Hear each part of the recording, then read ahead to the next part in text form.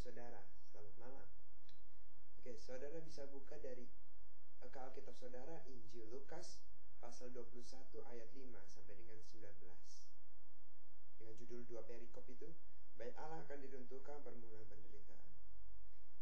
Dalam video ini saya hanya membacakan dari ayat 16 sampai dengan 19.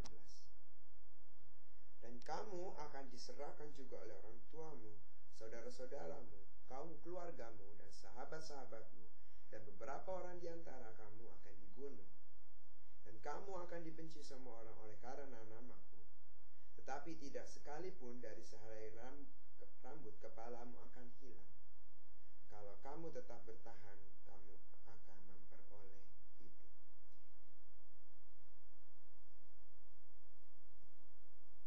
Saudara masih ingat dengan kehebohan film 2012?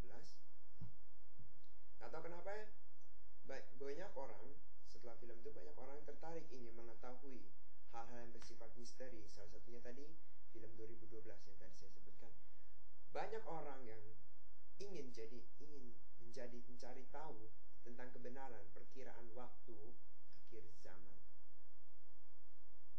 Ketika Yesus mengatakan bahwa bait Allah yang besar dan megah itu akan hancur, tadi pada ayat 6, pada ayat 7, para murid ternyata bersikap ingin tahu juga. Mereka memuaskan rasa ingin tahu mereka dengan menanyakan kapan waktunya bahwa bait Allah itu akan dihancurkan. Namun memuaskan rasa ingin tahu mereka jelas bukan tujuan Yesus.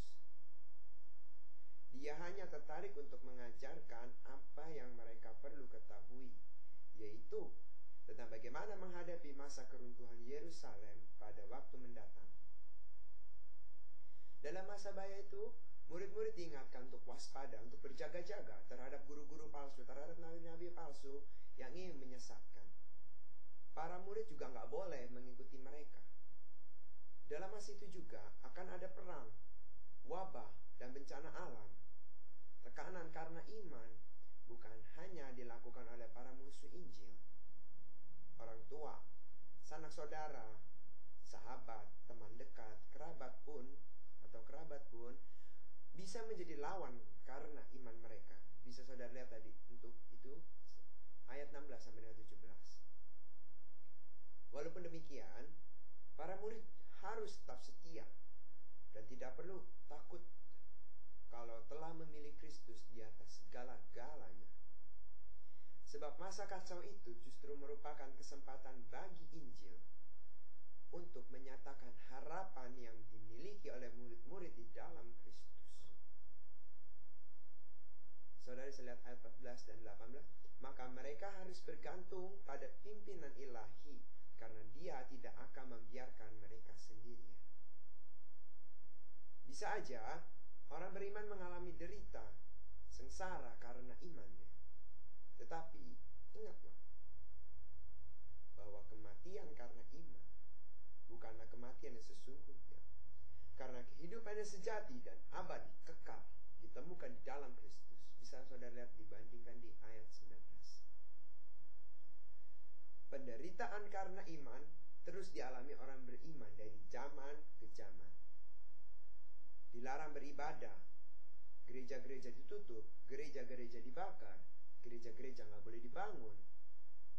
Susah naik jabatan, bahkan nggak bisa naik jabatan atau sulit mendapat pekerjaan karena iman kita akan Yesus. Itu adalah beberapa wujud penderitaan karena iman yang kita alami sekarang ini. Berat? Ya, emang berat. Menyerah? Enggak. No. Menyerah. Walaupun berat, kita nggak boleh goyah.